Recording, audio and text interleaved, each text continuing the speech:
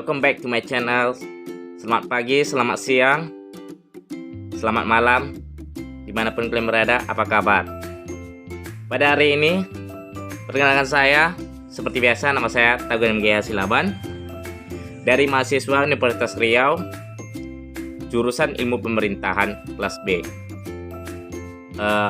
Pada hari ini, kesempatan yang diberikan oleh Pak Rudiansa MPD untuk menjelaskan materi UTS Pendidikan Kewarganegaraan. Soal pertama ialah 1. Jelaskan mengapa negara perlu menyelenggarakan pendidikan kewarganegaraan secara terus-menerus bagi warga negara, khususnya para generasi muda. Jawabannya ialah karena pendidikan kewarganegaraan bertujuan untuk menanamkan rasa nasionalisme dan nilai-nilai moral bangsa bagi pelajar. Selain itu, pendidikan kewarganegaraan juga mengajarkan sikap saling menghargai keragaman, partisipasi dalam politik, dan memberikan bekal nilai-nilai kebangsaan. Pendidikan kewarganegaraan juga membentuk generasi muda sebagai warga negara yang bertanggung jawab dan memiliki kesadaran akan hak dan kewajiban sebagai warga negara. Dengan demikian, pendidikan kewarganegaraan sangat penting untuk membentuk karakter dan identitas bangsa serta memperkuat persatuan dan kesatuan bangsa. Soal nomor 2. Jelaskan bagaimana mengaplikasikan nilai-nilai Pancasila dalam kehidupan bermasyarakat, berbangsa, dan bernegara di segala bidang dapat terwujud dengan baik. Oke, jawabannya ialah Pancasila adalah dasar negara Indonesia yang terdiri dari 5 sila. Nilai-nilai Pancasila dapat diaplikasikan dalam kehidupan bermasyarakat, berbangsa, bernegara di skala bidang sebagai berikut. Dengan cara sebagai berikut. Pertama, menghormati perbedaan dan memperkuat persatuan. Kedua, menempatkan kepentingan negara di atas kepentingan pribadi atau kelompok.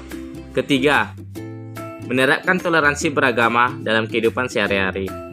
Keempat, menumbuhkan kesadaran masyarakat untuk meningkatkan ketahanan pangan nasional. Kelima, memahami makna dan nilai-nilai Pancasila dan menghayati dalam kehidupan sehari-hari. Keenam, menghargai hak asasi manusia dan menegakkan hukum serta keadilan. Ketujuh, melakukan gotong royong di lingkungan setempat. Kedelapan, melakukan musyawarah mufakat untuk pengambilan keputusan. Dengan menerapkan nilai-nilai Pancasila dalam kehidupan sehari-hari, diharapkan dapat terwujudnya masyarakat yang lebih harmonis, adil, dan sejahtera.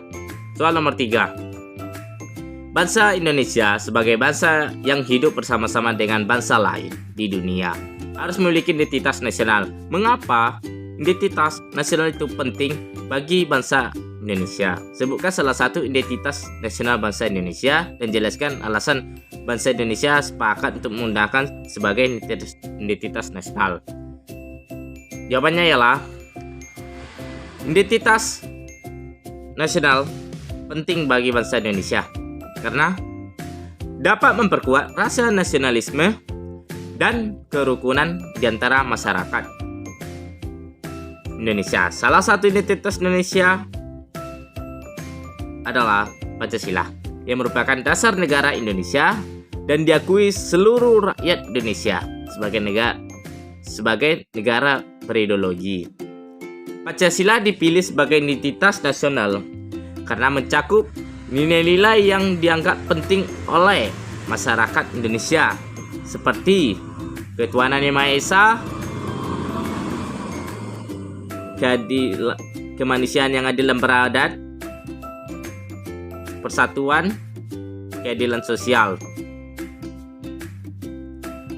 Pancasila juga dianggap sebagai identitas nasional yang inklusif dan dapat mempersatukan masyarakat Indonesia yang memiliki latar belakang budaya dan agama yang berbeda. Soal nomor 4. Sebutkan bentuk-bentuk hubungan antara negara dan warga negara serta kemukakan pula hak dan kewajiban warga negara menurut Undang-Undang 1945. Bentuk hubungan antara negara dan warga negara adalah saling ketergantungan dan saling membutuhkan. Negara membutuhkan partisipasi warga negara dalam pembangunan dan pertahanan negara, sedangkan warga negara membutuhkan perlindungan dan jaminan hak-haknya dari negara. Hak warga negara menurut Undang-Undang 1945 antara lain hak atas pengakuan, jaminan, perlindungan, dan kepastian hukum, hak atas kemerdekaan berserikat dan berkumpul, hak atas pendidikan, hak atas kesehatan, hak atas pekerjaan, dan penghidupan yang layak. Kewajiban warga negara menurut Undang-Undang 1945 antara lain wajib menghormati hak asasi manusia, wajib membayar pajak, wajib ikut serta dalam usaha pertahanan dan keamanan negara, wajib memelihara lingkungan hidup, dan wajib mematuhi hukum dan peraturan yang berlaku. Soal nomor 5. Apa target saudara pasca mendapatkan materi pendidikan kewarganegaraan di perguruan tinggi? Hubungkan dengan komitmen upaya pemberantasan korupsi di Indonesia. Jawabannya ialah, target saya setelah mendapatkan materi pendidikan kewarganegaraan di perguruan tinggi adalah mampu memahami dan mengamalkan nilai-nilai kebangsaan, termasuk komitmen dalam upaya pemberantasan korupsi di Indonesia. Pendidikan anti korupsi di perguruan tinggi dapat membantu meningkatkan kesadaran dan pemahaman mahasiswa tentang pentingnya pemberantasan korupsi, serta memberikan keterampilan dan strategi untuk mencegah dan melawan korupsi. Dengan demikian, target pasca mendapatkan materi pendidikan kewarganegaraan di perguruan tinggi adalah mampu menjadi warga negara yang sadar akan hak dan kewajiban, serta mampu berkontribusi dalam upaya pemberantasan korupsi di Indonesia. Soal nomor 6, soal terakhir. Carilah satu kasus yang berkaitan dengan masalah demokrasi yang terjadi di Indonesia menurut Anda. Uraikan kasus tersebut dan berikan pandangan tentang perkembangan demokrasi di Indonesia saat ini dengan persoalan keberagaman. Oke, jawabannya lah. Salah satu kasus yang berkaitan dengan masalah demokrasi di Indonesia adanya masalah keberagaman dan intoleransi.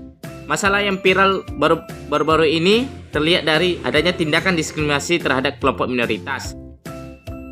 Bisa kita lihat di berita yang sedang viral dan populer, penolakan pembangunan gereja di Cilegon, dan kasus-kasus yang terlebih dahulu adalah penyerangan terkelompok tahun 2000 di Poso. Hal ini menunjukkan bahwa meskipun Indonesia telah menjadi negara demokrasi, namun masih terdapat tantangan dalam membangun kesadaran dan penghargaan atau toleransi terhadap keberagaman. Perkembangan demokrasi di Indonesia saat ini menghadapi berbagai persoalan seperti politik uang, buruknya kaderisasi partai politik dan oligarki. Namun, upaya-upaya untuk memperkuat demokrasi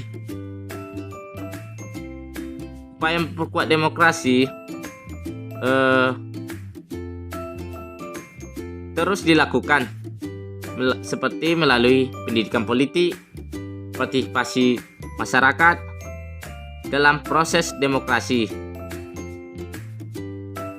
Dalam menghadapi persoalan keberagaman, diperlakukan upaya untuk membangun kesadaran dan penghargaan terhadap keberagaman, serta mendorong partisipasi masyarakat dalam proses demokrasi yang inklusif dan menghargai perbedaan. Terima kasih telah memperhatikan saya. Jika ada salah, mohon dimaafkan. Sekian dan terima kasih.